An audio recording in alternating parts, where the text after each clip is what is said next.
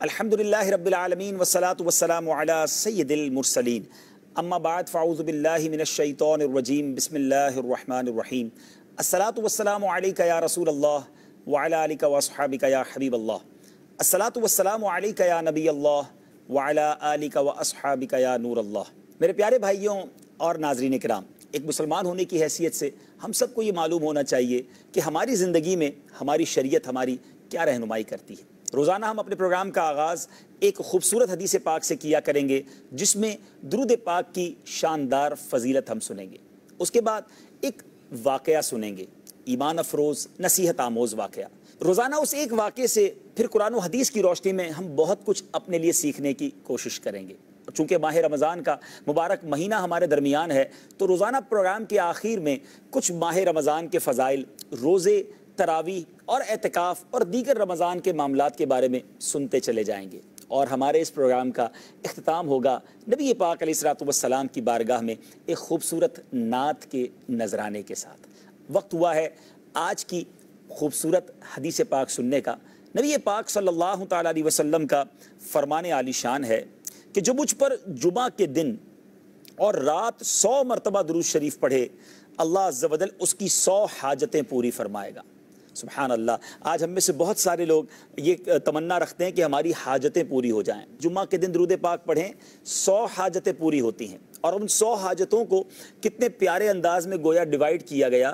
نبی پاک فرماتے ہیں 70 آخرت کی اور 30 دنیا کی۔ سبحان اللہ۔ تو اب امید کرتا ہوں کہ آج پہلے ہی پروگرام میں بھی نیت کر لوں اور آپ بھی نیت کر لیں کہ درود پاک ہم نے کثرت سے پڑھنا ہے۔ آئیے مل کر محبت کے ساتھ باواز بلند درود پاک پڑھ لیجئے۔ صلو علی الحبیب صلی اللہ تعالی علی محمد صلی اللہ علیہ وسلم۔ جو ناظرین اگر کسی کام کاج میں بھی مصروف ہیں، ان سے بھی گزارش کروں گا کچھ قریب آ کے توجہ سے بیٹھ جائیں، کیونکہ اب ایک بڑا ہی یوں سمجھیے کہ دلچسپ واقعہ ہم نے سننا ہے۔ کسی شہر میں ایک تاجر رہا کرتا تھا، مال و دولت کی ریل پیل کے ساتھ اللہ عز و جل نے اسے ایک حسین و جمیل زوجہ بھی عطا فرمائی تھی۔ وہ ایک دوسرے کو بے حد چاہتے تھے، بہت ویل سیٹلڈ کپل تھا، دونوں اپنی لائف انجوائے کر رہے تھے۔ اب چونکہ اس زمانے میں ہمارے یہاں آج کل ہم سرونٹ رکھتے ہیں، خانسامہ، ڈرائیور یا اپنے گھر میں کسی کام کرنے والے کو، اس زمانے میں غلام خریدے جاتے تھے۔ شوہر نے سوچا کہ زندگی بڑی اچھی گزر رہی ہے، کیوں نہ ایک غلام خرید لیا جائے تاکہ روزمرہ کے معاملات میں ہمارے لیے مزید آسانی ہو جائے۔ وہ بازار میں جا کر غلام خریدنے گیا تو اب جو غلام سیل کرنے والا تھا، آقا جو بیچنے والا تھا غلام کو، وہ صدا لگا رہا تھا کہ یہ غلام لے لو، اچھی قیمت پر دے دوں گا، مگر اس میں ایک ہی برائی ہے۔ غلام بڑا ٹھیک تھا، مگر اس میں برائی یہ تھی کہ یہ جھوٹ، سال میں ایک بار جھوٹ بولتا ہے۔ تو اس نے کہا چلو یہ تو کوئی بڑی بات نہیں ہے، جھوٹ بولنا کوئی اتنا بڑا عیب تو نہیں، جیسے فی زمانہ ہمارے یہاں بھی سمجھا جاتا ہے کہ نارمل بات سمجھی جاتی ہے۔ تو اس شخص نے یہ غلام خرید لیا اور خرید کر گھر لے آیا۔ گھر میں وہ خدمت بھی کرنے لگا، سودا سلف بھی لانے لگا، سارے گھر والے خوش تھے، ایوری بڈی ہیپی۔ اب جب سال کمپلیٹ ہونے کا وقت آیا اور اس غلام میں ایک بری عادت تھی کہ وہ سال میں ایک بار جھوٹ بولتا تھا، تو اس نے کیا کیا کہ اس نے اپنے جو مالکن تھی اس کو کہا کہ آج میں آپ کو ایک بات بتانے آیا ہوں کہ آپ کے شوہر جو ہیں وہ کسی اور کو چاہتے ہیں، اور اب وہ آپ سے چھٹکارا پانا چاہتے ہیں، تو آپ مہربانی کیجئے پہلے ہی کچھ کر لیجئے، ورنہ ایسا نہ ہو جائے کہ آپ سے طلاق ہو جائے، کسی اور سے شادی کر لیں۔ تو وہ بیچاری زوجہ تھی، مالکن بھی تھی، گھبرا اٹھی کہ ایسا کیسے ہو سکتا ہے۔ کہا ہاں بالکل۔ تو کہا اب اس کا حل بتاؤ، عورتیں جلدی باتوں میں آ جاتی ہیں۔ تو کہا کہ اچھا آپ ایسا کریں کہ اپنے شوہر کی گردن کے قریب کا کوئی بال مجھے توڑ کر لا دیں، تاکہ میں اس پر کوئی عمل کر کے بتاؤں گا تو آپ کے شوہر آپ کے ہو جائیں گے۔ آج کل بھی بدقسمتی سے بہت سارے لوگ، بہت ساری میری بہنیں اس طرح کے عاملوں کے پاس جا کر اپنا مال بھی برباد کرتی ہیں، اپنا وقت بھی برباد کرتی ہیں۔ ایسا بالکل نہیں ہونا چاہیے۔ بہرحال وہ عورت بھی اس کی باتوں میں آ گئی۔ دوسری طرف جا کے شوہر سے کہنے لگا آپ کو معلوم ہے کہ آپ کی جو زوجہ ہے اس نے آپ کو مارنے کا پلان بنا لیا ہے، اور آپ آج رات جاگتے رہیے گا، اگر میری بات پر یقین نہیں آ رہا تو دیکھ لیجئے گا رات کے کسی پہر وہ آپ کی گردن کے قریب اس طرح لے کر آئے گی اور ہو سکتا ہے آپ کو رات ہی ہلاک کر دے۔ شوہر کو یقین تو نہ آیا کہ میری محبت کرنے والی بیوی یہ میرے ساتھ ایسا کیسے کر سکتی ہے۔ لیکن چونکہ ایک وسوسہ ذہن میں ڈال دیا گیا تھا، ایک جھوٹے نے دونوں میاں بیوی کے درمیان دوری ڈالنے کا پلان بنا لیا تھا۔ رات کی اس پہر شوہر جاگتا رہا اور دیکھتا رہا کہ ہونا کیا ہے، مگر ایسا ہی ہوا۔ وہ جو زوجہ تھی اس کی ہاتھ میں استرا لیے گردن کے قریب کا بال کاٹنے آگے بڑھی۔ وہ آئی بال کاٹنے تھی، مگر یہ سمجھے کہ اب مجھے ہلاک کرنے آئی ہے۔ شوہر نے فوراً آنکھیں کھولی، اس کے ہاتھ سے استرا لیا اور اسی استرے سے اپنی بیوی کی گردن کو کاٹ دیا۔ بیوی دنیا سے چلی گئی، شوہر جیل میں چلا گیا، ہنستا کھیلتا گھر جو ہے وہ برباد ہو گیا۔ بظاہر تو یہ ایک واقعہ ہے، لیکن کیا ہمارے معاشرے میں ایسا نہیں ہوتا کہ کچھ لوگ جھوٹ کے ذریعے، لگائی بجھائی کے ذریعے، چغلی کے ذریعے ہنستا بھستا گھر جو ہے وہ برباد کر دیتے ہیں، فیملی میں جدائی ڈال دیتے ہیں، دوستوں میں دوریاں ڈال دیتے ہیں، پارٹنرز آپس میں پارٹنرشپ ختم کر دیتے ہیں۔ بعد میں جا کے پتہ چلتا ہے کہ یہ تو کسی نے بیچ میں رہ کر چغلی لگائی تھی، بات کو بھڑکایا تھا، دوریاں ڈالنے کی پلاننگ تھی۔ میرے ناظرین کرام، آپ نے اس واقعے سے کیا سیکھا؟ ایک ایسے شخص کو گھر میں لایا گیا جس نے سال میں ایک ہی بار جھوٹ بولنا تھا، مگر اس نے جھوٹ بولا اور یہ گھر برباد ہو گیا۔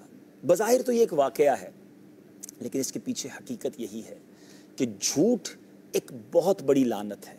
یہ اللہ کے نزدیک بہت ناپسندیدہ عمل ہے۔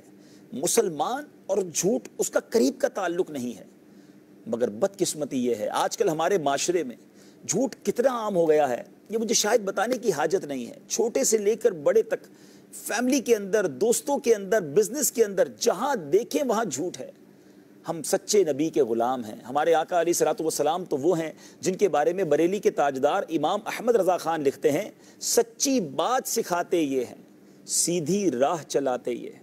سچی بات کرنے والے آقا کے ہم امتی ہو کر ہم جھوٹ بولیں، کیا یہ درست ہے؟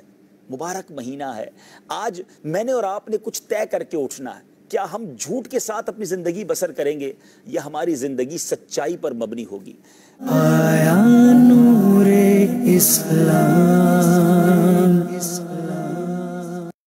آیا نور اسلام۔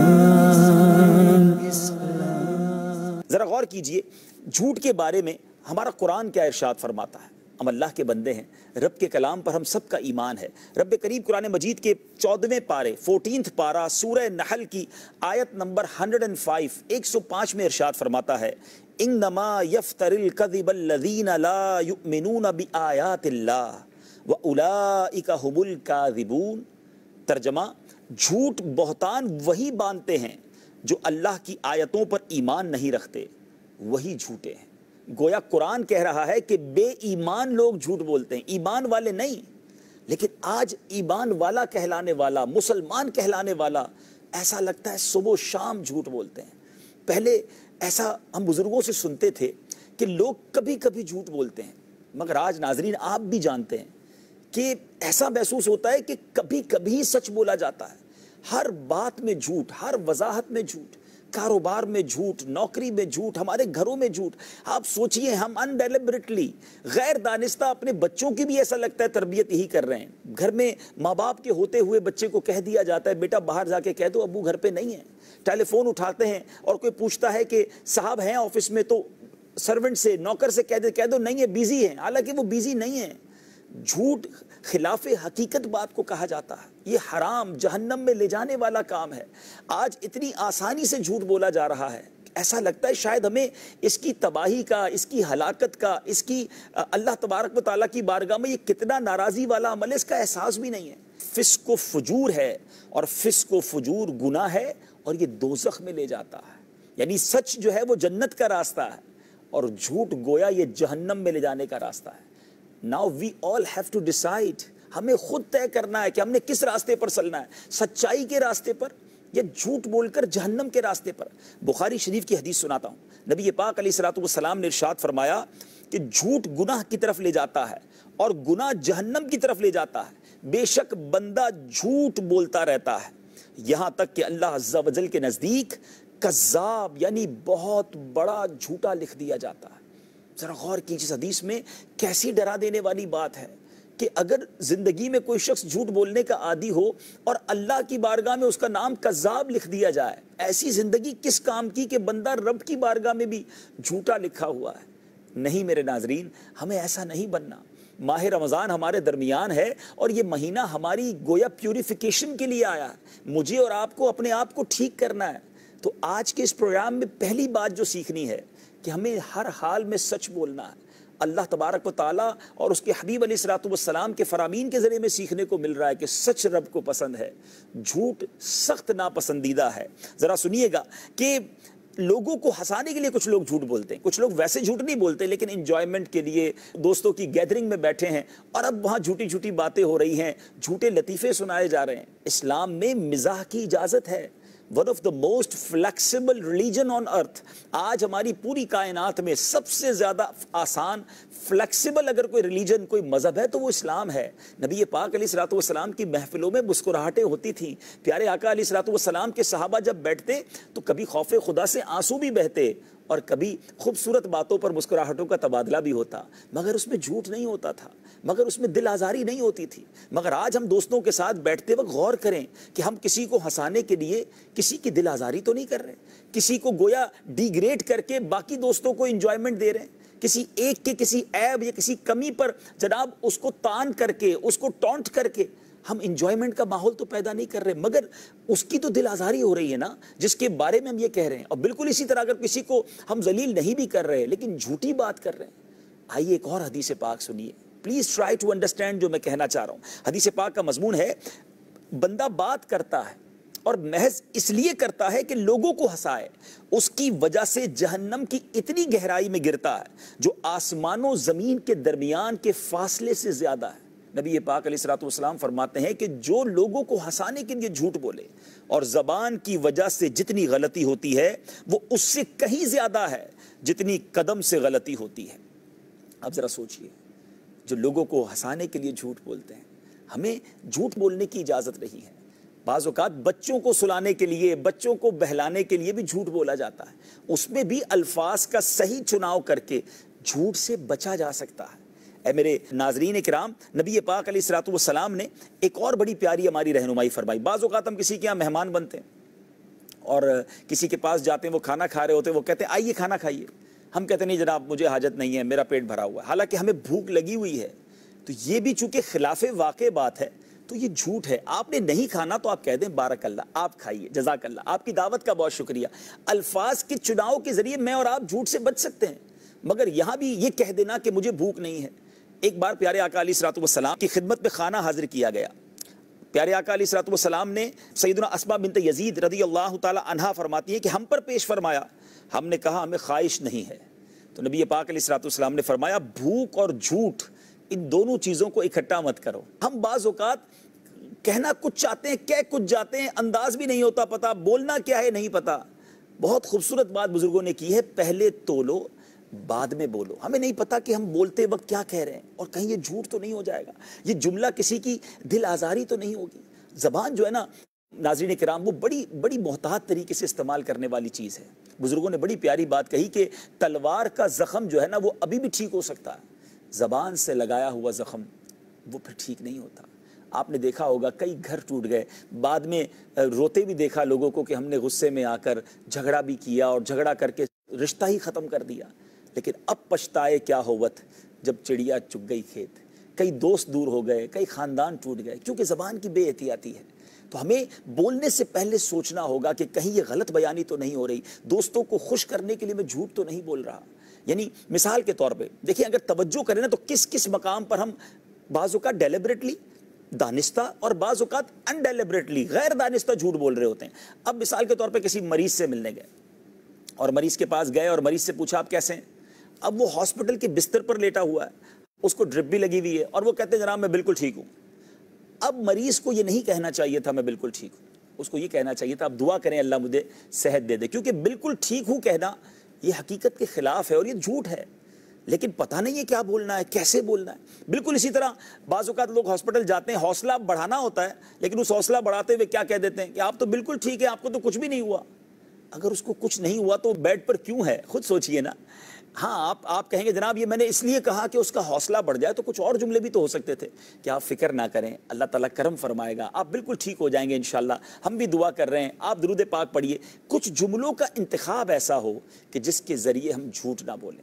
جو آفیسز میں کام کرتے ہیں، جو کاروبار کرتے ہیں، میں ان سے بھی گزارش کرتا ہوں، پلیز اپنی روزی کو حلال رکھیے۔ جھوٹ بول کر آفس کی چھٹی کر لینا، جھوٹ بول کر لیٹ ہوئے تو کوئی نہ کوئی بہانہ بنا دینا۔ آج ہم اپنے آفیسر کو، اپنے باس کو، اپنے انچارج کو مطمئن کر دیں گے جھوٹ بول کر، مگر اللہ کی بارگاہ میں تو مجھے اور آپ کو جواب دینا ہے نا، وہاں کیسے جواب دیں گے؟ آیا نور اسلام، آیا نور اسلام، کس قدر سخت عذاب ہیں جھوٹ بولنے کے۔ مرنے کے بعد جو جھوٹ بولنے والوں کے عذابات احادیث میں بیان ہوئے، اگر وہ پڑھیں تو بعض اوقات رونگٹے کھڑے ہو جاتے ہیں کہ انسان وہ عذاب کیسے سہ سکتا ہے۔ اور جو میرے تاجر سن رہے ہیں، میں ان کو ایک حدیث پاک سنانا چاہتا ہوں۔ پیارے آقا علیہ الصلوۃ والسلام نے ایک بار ارشاد فرمایا کہ بے شک تاجر ہی فاجر ہیں۔ اب سنیے، مسند امام احمد بن حنبل کی یہ حدیث ہے۔ تو صحابہ نے عرض کی کہ حضور کیا اللہ تبارک و تعالیٰ نے خرید و فروخت حلال نہیں فرمائی؟ تاجر فاجر ہیں، یعنی تاجر تو گناہ گار ہیں۔ تو یا رسول اللہ صلی اللہ تعالیٰ علیہ وسلم کیا اللہ تعالیٰ نے خرید و فروخت کو حلال نہیں فرمایا؟ تو نبی پاک علیہ الصلوۃ والسلام کو جو جواب ہے نا، وہ غور سے سنیں۔ آقا علیہ الصلوۃ والسلام فرماتے کیوں نہیں، یعنی خرید و فروخت حلال ہے، مگر تاجر کیا کرتے ہیں؟ وہ بات کرتے ہیں تو جھوٹ بولتے ہیں، قسمیں کھاتے ہیں اور گناہ گار ہوتے ہیں۔ تو ایک طرف وہ تاجر ہیں جو جھوٹ بول کر، ملاوٹ کر کے، دھوکہ دے کر کاروبار کر رہے ہیں۔ آپ تھوڑے پیسے کما لیں گے، مگر اس تمام کمائی کا جواب دینا ہوگا۔ آج دنیا میں اگر جھوٹ بول کر کچھ مال کما بھی لیا تو وہ حرام کس کام کا؟ اور ایک طرف سچے تاجر کی فضیلت کیا ہے، سبحان اللہ۔ اللہ کے حبیب علیہ الصلوۃ والسلام فرماتے ہیں، جس کا مضمون ہے امانت دار، سچ بولنے والا تاجر جو ہے قیامت کے دن صدیقین، شہداء اور انبیاء کے ساتھ ہوگا۔ ایک طرف تاجروں کے فضائل بیان ہو رہے ہیں کیونکہ وہ ایماندار ہیں، وہ سچے ہیں، اور ایک طرف جھوٹ بولنے والے، جھوٹی قسمیں کھانے والے تاجروں کو فجار کہا جا رہا ہے۔ اب میں اور آپ سوچیں کہ ہمارا طریقہ کاروبار کیا ہے؟ ہم جھوٹ بول کر سمجھتے مال بک جائے گا، ایسا نہیں ہے۔ میرے اور آپ کے جو نصیب میں لکھا ہے نا، وہ مل کر رہے گا۔ ہمیشہ یاد رکھیں، دانے دانے پہ لکھا ہے کھانے والے کا نام۔ جو میرے نصیب میں ہے وہ کوئی چھین نہیں سکتا، اور جو میرے نصیب میں نہیں مجھے کوئی دے نہیں سکتا۔ اللہ پر بھروسہ رکھیں، اپنے ہر کام میں سچ کو شامل کریں۔ یہاں اب ایسے عجیب عجیب تہوار منانے لگے، وہ اسلامی طریقہ ہی نہیں ہے، مسلمانوں کا شیوا ہی نہیں ہے۔ مثال کے طور پہ جو اپریل فول منایا جاتا ہے، دوسرے لفظوں میں تو وہ ہے ہی جھوٹ منانے کا دن نا، اور اس جھوٹ بول کر کتنوں کو تنگ کیا جاتا ہے۔ ٹیلی فون کر کے کسی کو بتایا جاتا ہے کہ آپ کے گھر میں آگ لگ گئی ہے، کسی کو بتایا جاتا ہے کہ آپ کے والد کو ہارٹ اٹیک ہو گیا ہے، اور ایسا بھی ہوا کہ جن کو یہ بتایا گیا وہ دوڑتے ہوئے اسپیڈلی جب گھر بھاگے تو ان کا واقعی ایکسیڈنٹ ہو گیا۔ جس کے بارے میں بتایا تھا وہ تو ہاسپٹلائز نہیں ہوئے، مگر جو ان کو ریکور کرنے بھاگ رہے تھے، جلدی پہنچ رہے تھے، بدقسمتی سے ان کا ایکسیڈنٹ ہو گیا۔ ایسا مذاق کرنے والے کیا اللہ کو جواب دہ نہیں ہوں گے؟ یہ جھوٹ بول کر انجوائمنٹ نہیں ہے، یہ رب کے غضب کو دعوت دینے والا کام ہے۔ خدا را سمجھیے، ہم مسلمان ہیں، وی ہیو سم باؤنڈریز، ہماری کچھ باؤنڈریز ہیں۔ ہمارے یہ اعضاء ہمارے ضرور ہیں، مگر اس اعضاء میں ہماری مرضی نہیں چلے گی۔ ہمیں اللہ کی مرضی سے ان اعضاء کو استعمال کرنا ہوگا نا۔ زبان ہماری ہے، وہ اللہ نے دی ہے، اس زبان کو استعمال اللہ کی مرضی سے کرنا ہوگا نا۔ الحمدللہ بہت ساری اجازتیں ہیں اسلام میں۔ بہت خوبصورت بات بتانا چاہتا ہوں کہ جھوٹ جو ہے نا، وہ تمام مذاہب میں، ناٹ اونلی ان اسلام، تمام قوموں میں، تمام جس کو آپ کہیں مہذب قوموں میں، مہذب ملکوں میں، تمام مذاہب میں جھوٹ کو ہر جگہ ناپسند کیا جاتا ہے، اور اسلام میں تو اس کی شدت کے ساتھ مخالفت کی گئی۔ اور اسلام تو ہے ہی سچائی کا درس دینے والا، یعنی مسلمان اور جھوٹ یہ پاسبل نہیں ہے۔ نبی پاک علیہ الصلوۃ والسلام نے منافق کی نشانیاں بیان کی۔ ہم میں سے کون ہے جو اپنے بارے میں لفظ سننا پسند کرے گا؟ لیکن آئیے میں آج آپ کو 4 سمپٹمز، 4 نشانیاں بتانے جا رہا ہوں۔ نبی پاک علیہ الصلوۃ والسلام نے ارشاد فرمایا، اور یہ بخاری شریف کی حدیث ہے، آقا فرماتے ہیں جس شخص میں یہ 4 باتیں ہوں وہ پکا منافق ہوگا۔ حدیث پاک کا مضمون بیان کر رہا ہوں، جس میں سے ایک بھی کسی میں بات ہوگی، کسی شخص میں وہ ایک بات بھی ہوگی تو وہ منافقت کی ایک خصلت ہوگی، یہاں تک کہ وہ اسے چھوڑ دے۔ یعنی 4 ہوں تو پکا منافق، ایک ہے تو منافقت والی ایک خصلت اس میں ہے۔ اب میں اور آپ ذرا پلیز غور کر لیں، جتنے مجھے ناظرین سن رہے ہیں، کہ کہیں خدا نہ خواستہ ان 4 چیزوں میں سے کوئی ایک چیز تو میرے اندر نہیں ہے۔ نمبر 1، جب اس کے پاس امانت رکھی جائے تو وہ خیانت کرے۔ اب غور کیجئے، آج بہت سارے لوگ وہ ہیں کہ جن کے پاس امانت رکھواتے وقت ڈر لگ رہا ہوتا ہے کہ نہیں یار اس کو نہیں دینا ہے۔ آپ سوچئے کیا میں ایسا ہوں کہ مجھ پر میرا ایک بھائی بھروسہ نہیں کر رہا؟ نمبر 2 فرمایا جب بات کرے تو جھوٹ بولے۔ کیا ایسا نہیں ہے کہ ہم بات کرتے ہیں تو جھوٹ بولتے ہیں؟ آج کسی سے گھر کا پتہ پوچھیں تو خواہ مخواہ جھوٹ بتا رہا ہوتا ہے، کاروبار کیا کرتے ہیں تو کچھ اور بتا رہا ہوتا ہے، رہتے کہاں ہیں تو کچھ اور بتا رہا ہوتا ہے، کرتے کیا ہے تو کچھ اور، یعنی نہ جانے کیوں ایسا ہو گیا ہے کہ خواہ مخواہ جھوٹ بولنے کی عادت ہو گئی ہے۔ نمبر 3 نبی پاک علیہ الصلوۃ والسلام فرماتے ہیں کہ جب وعدہ کرے پورا نہ کرے۔ آج کل تو ایک بڑا عجیب جملہ مشہور کر دیا گیا ہے ناظرین کہ وہ وعدہ ہی کیا جو وفا ہو جائے۔ استغفر اللہ، ہم نبی پاک کے امتی ہیں اور پیارے آقا علیہ الصلوۃ والسلام وعدوں کو وفا کرنے والے۔ اسلام ہمیں وعدے کی پاسداری کا درس دیتا ہے۔ ایک بار نبی پاک علیہ الصلوۃ والسلام کہیں تشریف لے جا رہے تھے تو ایک شخص سے کچھ کاروبار کا لین دین تھا، تو اس شخص نے کہا کہ حضور آپ کھڑے رہیے، میں تھوڑی دیر میں رقم لے کر آتا ہوں۔ وہ شخص گھر گیا اور جا کر بھول گیا کہ اس نے نبی پاک علیہ الصلوۃ والسلام سے کہا ہے کہ حضور آپ کھڑے رہیے۔ اسے 3 دن بعد یاد آیا۔ جب وہ 3 دن بعد واپس اس جگہ پر آیا تو پیارے آقا علیہ الصلوۃ والسلام وہیں کھڑے ہیں۔ فرمایا میں نے تم سے وعدہ کیا تھا کہ میں یہاں کھڑا ہوں، اس لیے اے نوجوان تم نے مجھے مشکل میں ڈال دیا۔ 3 دن انتظار کے بعد بھی لڑائی نہ کی، جھگڑا نہ کیا، برا بھلا نہ کہا، وعدہ نبھایا۔ اور آج ہم کتنے وعدے پامال کر رہے ہیں۔ یہ منافقت کی نشانی ہے، یہ اللہ کے غضب کو دعوت دینے والا کام ہے۔ اور چوتھی نشانی کہ جب جھگڑا کرے تو گالی دے۔ مسلمان کا یہ کام نہیں ہے، یہ بڑا عجیب معاملہ ہے۔ اب رمضان کے شروع میں ہم دیکھتے ہیں نا کہ نارملی ہر سال ایسا دیکھنے کو ملتا ہے، اللہ کرے اس بار نہ دیکھنے کو ملے، ورنہ چونکہ نفلی روزوں کی عادت ہماری ہوتی نہیں اور افطار کے وقت پیاس ستاتی ہے تو بندہ ہائپر جلدی ہو جاتا ہے۔ بات بات پر لوگ جھگڑ رہے ہوتے ہیں، روڈ کے اوپر ٹریفک کے معاملات میں لڑ رہے ہوتے ہیں اور لڑائی کے ساتھ ساتھ برا بھلا بھی کہہ رہے ہوتے ہیں، گالیاں نکال رہے ہوتے ہیں۔ یہ منافقت کی نشانی ہے۔ مسلمان کا کام جھگڑنا نہیں، مسلمان کا کام لڑائی کرنا نہیں، مسلمان کا کام گالیاں دینا نہیں ہے۔ میں نے آپ کو 4 منافقت کی نشانیاں بتائی ہیں۔ اگر خدا نہ خواستہ ہمارے ناظرین کرام جو مجھے سن رہے ہیں، اگر ہمارے اندر کوئی ایک بھی عادت ہے تو آج توبہ کرنا ہے، کیونکہ ہم نے یہ پروگرام جو دیکھنا شروع کیا ہے اس مہینے میں، ہم نے اپنے اندر تبدیلی لانی۔ ہم روز اپنے پروگرام میں کسی ایک عادت، کسی ایک بات پر ہماری زندگی کے حوالے سے بات کریں گے۔ اگر بری بات ہے تو اس کو چھوڑ کر اپنی لائف کو اسلامی زندگی کی طرف لے آئیں، اور اگر کسی اچھی بات کا تذکرہ ہوا کرے گا تو انشاءاللہ اس اچھی عادت کو اپنانے کی کوشش کریں گے۔ آیا نور اسلام، آیا نور اسلام۔ آخر میں ایک اور آپ کو واقعہ سنانا چاہتا ہوں، اور وہ بھی آپ کو یوں سمجھیے انڈیکیٹ کرے گا کہ کس طرح جھوٹ جو ہے ہمیں برائیوں کی طرف لے جاتا ہے اور کس طرح جھوٹ سے توبہ ہمیں نیکیوں کی طرف لا سکتی ہے۔ بہت سارے ناظرین ایسے ہوں گے، ہمیں بھی ایسے لوگ ملتے ہیں کہ جناب گناہ بہت سارے ہیں، خطائیں بہت ساری ہیں، ایک ساتھ چھوڑنا مشکل ہے۔ ایسے ہی ایک شخص نبی پاک علیہ الصلوۃ والسلام کی بارگاہ میں حاضر ہوا اور عرض کی حضور مجھے بدکاری، چوری، شراب نوشی اور جھوٹ کی عادت ہے۔ اب آپ سوچئے کتنے بڑے بڑے وہ گناہ کر رہا تھا، اور میں ایمان بھی لانا چاہتا ہوں، میں اسلام قبول کرنا چاہتا ہوں، لیکن مجھے لوگوں نے بتایا کہ آپ نے ساری چیزیں حرام کر دی ہیں، میں ایک ساتھ انہیں نہیں چھوڑ سکتا۔ آپ مجھے کوئی ایک برائی سے منع کر دیں، میں اس کو مان لوں گا اور ایمان لے آؤں گا۔ نبی پاک علیہ الصلوۃ والسلام نے فرمایا اچھا ایسا کرو کہ جھوٹ کو ترک کر دو۔ حدیث پاک کا مضمون سنا رہا ہوں۔ اس نے عرض کی ٹھیک ہے، یہ تفسیر کبیر میں یہ پورا واقعہ لکھا ہے۔ اس نے اسلام قبول کر لیا۔ دربار رسالت صلی اللہ تعالیٰ علیہ وسلم سے جانے کے بعد جب اس کو شراب پینے کا وقت آیا اور وہ شراب کھانے گیا تو اس کو خیال آیا کہ شراب تو پی لوں گا، مگر جب بارگاہ رسالت میں حاضر ہوں گا اور نبی پاک علیہ الصلوۃ والسلام نے سوال کر لیا کہ کہاں گئے تھے، تو میں نے تو وعدہ کیا ہے جھوٹ نہیں بولوں گا، مجھے بتانا پڑ جائے گا میں نے شراب پی ہے۔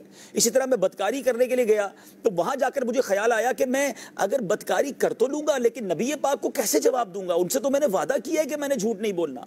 چوری، بدکاری، شراب نوشی، بڑے بڑے گناہ کرتا تھا، مگر پورا دن اسے یہی خیال آتا رہا ہر گناہ سے پہلے کہ جھوٹ نہیں بولنا۔ دوسرے دن بارگاہ رسالت میں حاضر ہو کر عرض کرتا ہے حضور کہ آپ نے ایک برائی مجھ سے چھڑوائی تھی، میں نے اس برائی کو چھوڑ دیا، اللہ نے اس کی برکت سے مجھ سے تمام برائیاں چھڑوا دی۔ تو اے میرے ناظرین کرام، پتہ چلا کہ جھوٹ واقعی برائیوں کی ماں ہے۔ جھوٹ از مدر آف ایول۔ ہمیں سوچنا ہوگا کہ جھوٹ کی وجہ سے ہم بہت ساری غلطیاں کر جاتے ہیں۔ تو بہرحال آج اس مختصر سے پروگرام میں جو میرا میسج تھا، امید ہے آپ اسے ایکسیپٹ کریں گے اور نیت کر لیجئے. آہستہ آہستہ عادت بنے گی کہ کبھی بھی جھوٹ بولنے کا جی چاہے تو یاد کر لیجئے گا کہ ہم اللہ تبارک و تعالیٰ کے بندے اور نبی پاک علیہ الصلوۃ والسلام کے غلام ہیں، اور انہوں نے ہمیں جھوٹ بولنے سے منع فرمایا. قرآن ہمیں منع کرتا ہے، احادیث ہمیں منع کرتی ہیں. قرآن پاک کی آیت تو آپ نے بھی سنی ہوگی، بے شک وہ غیر مسلموں کے حق میں نازل ہوئی ہے، مگر وہ آیت یاد ہے نا، جھوٹوں پر خدا کی لعنت. تو ایمان والے مومن جھوٹ نہیں بولتے. تو انشاءاللہ خود بھی جھوٹ نہیں بولیں گے، اپنے بچوں کو بھی انشاءاللہ ٹریننگ دیں، ہر حال میں سچ بولیں. سچ کو آنچ نہیں ہے، انشاءاللہ سچ بولتے جائیں گے، زندگی میں بہت ساری راحتیں آپ دیکھتے جائیں گے. اب وقت ہوا ہے ناظرین، چونکہ ماہ رمضان کا مہینہ ہے، ہم رمضان کے بارے میں روزانہ آخر میں 2-3 منٹ کچھ فضائل اور کچھ مسائل وہ سنیں گے. اللہ تبارک و تعالیٰ کا جس قدر شکر ادا کریں، اس رب کریم نے ہمیں بڑا مبارک اور بڑا پیارا مہینہ ماہ رمضان عطا کیا ہے. ماہ رمضان کے فیضان کے کیا کہنے، اس کی ہر گھڑی رحمت بھری ہے، اور رمضان مبارک میں ہر نیکی کا ثواب 70 گنا کر دیا جاتا ہے. سبحان اللہ. ماہ رمضان کے علاوہ میں ایک نیکی کریں تو ایک نیکی، اور رمضان میں کریں تو 70 ٹائمز. رمضان میں آپ نے دیکھا ہوگا بہت ساری سپر مارکیٹس میں سیل اور اسکیم لگا دی جاتی ہے کہ بائی 1 گیٹ 1 فری، یا یہاں سے لیں گے تو اتنا ڈسکاؤنٹ ہوگا. ذرا سوچیے اللہ کی طرف سے کیسا انعام ہے.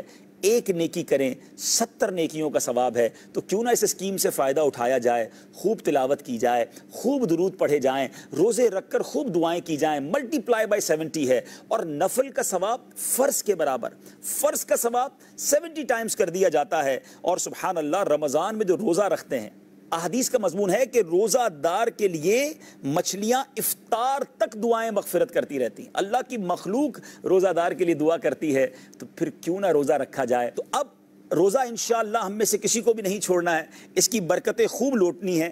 آج ایک بڑی نئی بات امید ہے ناظرین کرام سنیں گے کہ رمضان کو رمضان کیوں کہا جاتا ہے. اسلامی مہینوں کے جو نام ہے ربیع الاول، ربیع الاخر، اس کے پیچھے کیا سیکرٹ ہے آج آپ کو یہ بتاتے ہیں. رمضان یہ رمض سے بنا ہے، جس کے معنی ہے گرمی سے جلنا. کیونکہ جب مہینوں کے نام قدیم عربوں کی زبان سے نقل کیے گئے تو اس وقت جیسا موسم تھا ایسا مہینے کا نام رکھ دیا گیا. اتفاق سے اس وقت رمضان سخت گرمیوں میں تھے تو اس لیے اس کا یہ نام رکھ دیا گیا. حضرت مفتی احمد یار خان نعیمی فرماتے ہیں کہ جب مہینوں کے نام رکھے گئے تو جیسا موسم تھا ویسے مہینوں کے نام رکھ دیے گئے. جو مہینہ گرمی میں تھا اسے رمضان کہہ دیا گیا، جو موسم میں بہار میں تھا اسے ربیع الاول کہا، اور جو سردی میں تھا پانی جم رہا تھا تو اسے جمادی الاولیٰ کہا گیا. اور اتفاق دیکھیں کہ آج کل بھی رمضان جو ہے وہ گرمیوں میں آ رہا ہے، لیکن یہ اللہ کی رحمت ہے، کبھی سردیوں میں، کبھی بہار میں، کبھی بارش کے سیزن میں، اور کبھی گرمیوں میں رمضان آتا ہے. ہم مسلمان ہیں اور انشاءاللہ پابندی کے ساتھ روزے رکھیں گے. آئیے دعا کرتے ہیں اللہ کریم ہمارے آج کے اس پروگرام کو قبول فرمائے، اور انشاءاللہ اپنی زندگی کو اسلامی زندگی بناتے چلے جائیں گے. ایک بات آخر میں کہہ کر آپ سے اجازت چاہوں گا، اسلامی زندگی اپنانا مشکل نہیں ہے. بعض اوقات کسی چیز کو ہم دور سے دیکھتے ہیں وہ مشکل لگتی ہے. میں نے اپنے پروگرام کے دوران بھی بات کہی تھی، آگے موقع ملا کسی پروگرام میں تو اس کو اور واضح کروں گا. اسلام پر عمل کرنا بہت آسان، بہت انجوائبل لائف ہے اگر مسلمان جو ہے اسلامی زندگی اپنا لے. روزانہ پروگرام دیکھیں گے تو میری یہ بات مزید واضح ہوتی رہے گی. وقت ہوا ہے بارگاہ رسالت میں گلہائے عقیدت پیش کرنے کا. آئیے ایک خوبصورت نعت اور ہمارے اس پروگرام کا اختتام.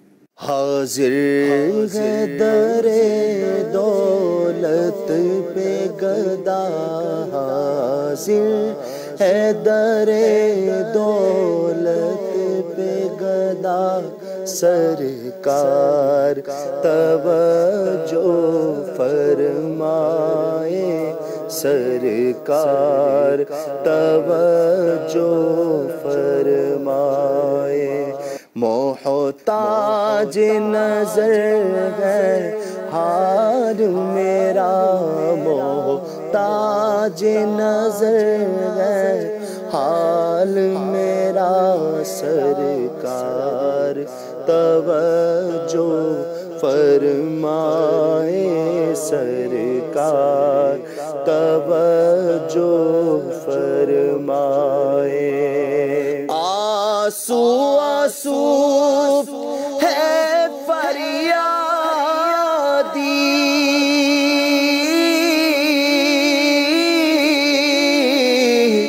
ہے عرض کرم ہچکی ہچکی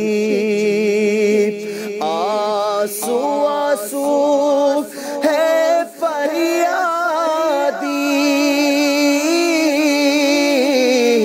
ہے عرض کرم ہچکی ہچکی آنسو آنسو ہے فریادی آنسو آنسو ہے فریادی ہے عرض کرم ہچکی ہچکی دھڑکن دھڑکن دھڑکن دھڑکن دیتی ہے صدا دھڑکن دھڑکن دیتی ہے صدا سرکار توجہ فرمائیں سرکار توجہ فرمائیں حاصل ہے در دولت پہ گدا حاصل ہے در دولت پہ گدا سرکار توجہ فرمائیں سرکار توجہ فرمائیں روشن ہوئے دل روشن